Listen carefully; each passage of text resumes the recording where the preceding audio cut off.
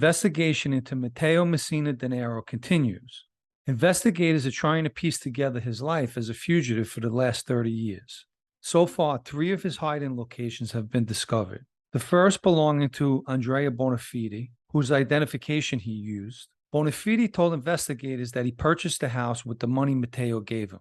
The second house had the hidden bunker, and investigators discovered a third apartment. Supposedly, Matteo had been living there up until June of 2022. All 3 hideouts were in close proximity to each other.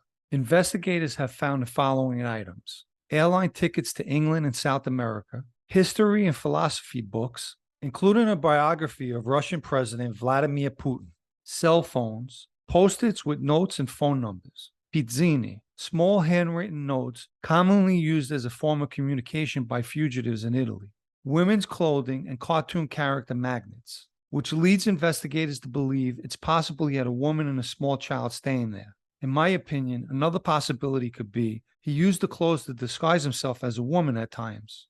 They also found jewelry, including bracelets, necklaces, and large precious stones. But the discovery of the following items is what I find most amusing.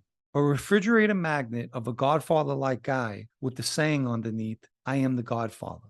A large poster of Marlon Brando as Don Corleone in The Godfather. A picture of Al Pacino as Michael Corleone in The Godfather.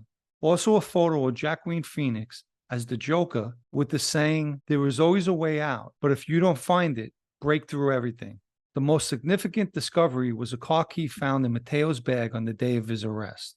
Investigators were able to locate the black Alfa Romeo Giulietta that it belonged to. The car was parked in a garage nearby the house of Giovanni Lupino, his driver. Investigators plugged an artificial intelligence system into the car and was able to track the car's movements. The Alfa Romeo was sold to Giuseppa Ciccio, who's the mother of Andrea Bonafide. Supposedly, Matteo paid 10,000 euros in cash for it and traded in a Fiat.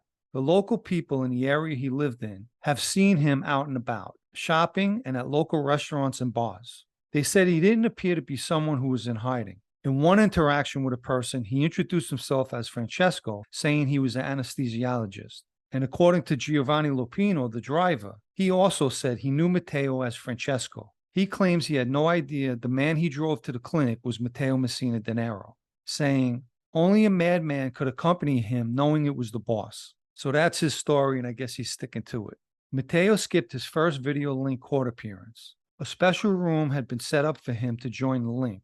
His lawyer asked the judges for more time to prepare. Another special room inside the prison had been set up for him as well, so he could continue with his chemotherapy treatments. Prison authorities denied him outside hospital visits, stating that moving him would require an unprecedented deployment of force and security measures. Matteo is being held in the Special Housing Unit 41 bis, a unit designed for people convicted of the most serious crimes, like, for example, mafia-related crimes and terrorism. It's a solitary confinement unit with limited time allowed outdoors, which is usually an hour a day. His visits are limited to 1 hour per month, only with the family member. These are no-contact visits behind a glass partition. He's also permitted a 10-minute phone call a month.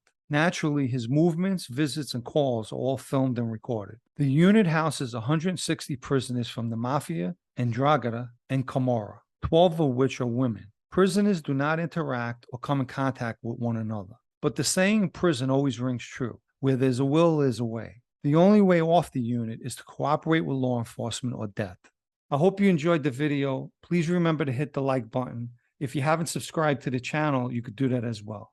If you think friends or family may enjoy this video, please share it and thank you. I hope everyone enjoys the rest of their day, and I'll catch you on the next one.